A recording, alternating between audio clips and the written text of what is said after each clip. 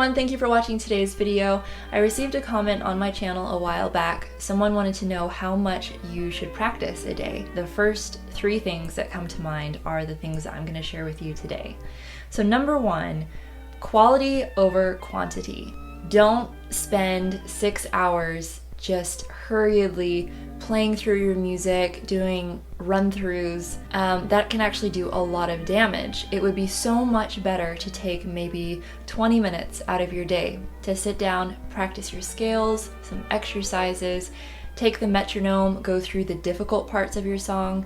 If you just play through material and you don't stop to analyze and you don't stop to pay attention to the details, that's not going to help you much. So it's much better to just spend, 20 minutes every single day being very careful and practicing, and that's going to make a bigger difference than if you just sat down and played through stuff carelessly for 6 to 7 hours. Point number 2, playing or performing is not practicing. Whenever you're in an orchestra or a small chamber group setting, whenever you have rehearsals, you meet to play through the piece, that doesn't really count as practice time. Like I said before, your practice time should be spent on scales, exercises, etudes, pulling difficult parts out of your repertoire and working with that. Whenever you're in a rehearsal, you can do that, but in a group setting, it's just not the same, especially orchestra. That does not count as your practice time. I've seen a lot of musicians actually get that mixed up, out of balance, where about 90% of their day is spent rehearsing and performing, which is understandable, and sometimes life just demands that. Sometimes you can't help it, that's just how your career works. But it really should be kind of an inverse of that, 90% personal practice time, and then maybe 10% performing and working with other people. Maybe different percentages than that, maybe like 80-20. The third thing is to find a balance. So I know a lot of people who will push themselves until they hurt physically, their arms hurt, their hands hurt, and they're not in a good mental state. They're just tired and stressed, and they end up burning out faster, I think, than the people who are balanced. Because there's a difference between feeling accomplished and feeling exhausted and tired and stressed and in pain. And on that note, this is kind of off topic, but I was talking to my dad actually earlier, and he's a violinist. He went to Juilliard, very smart guy.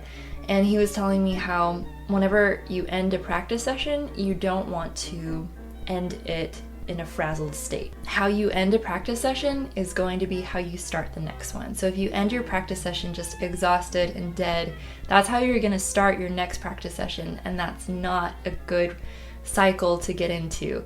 So I guess that kind of ties into it, of just finding the balance of where you're happy with what you've done that day, but you're not pushing yourself to this superhuman level. And I'm all for pushing the boundaries. So if you feel like, oh man, I can only do like an hour and then I'm tired, I'm done, try to push yourself that day. Maybe do an hour and 5 minutes, but after those last 5 minutes, maybe save those 5 minutes to play through a piece quickly, or to try to get something up to tempo, those 5 minutes, and you are feeling like the adrenaline and you're going and all that stuff, be sure to save another 5 minutes after that to slow down. So do your scales again and then put your cello away. But after saying all of that, I'm going to give a general rule for you guys, and this is so general, it's definitely a personal thing for everyone.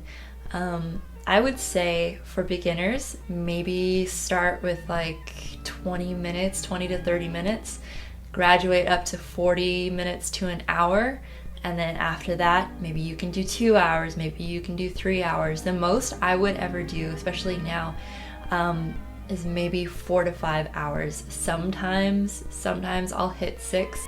In college, I was doing 7 hours maybe, but that really was not good for me. It really was not good for me. So I would definitely suggest that you guys stick between 3 and 4 hours at the most, especially if you're a beginner. As a beginner, you're still developing your muscles, so you just want to take it slow, nice and easy. I wish this video could be longer. Honestly, I'm losing my voice, allergies, but hopefully this video helps. If you have any further questions or comments, please leave those in the comment section below.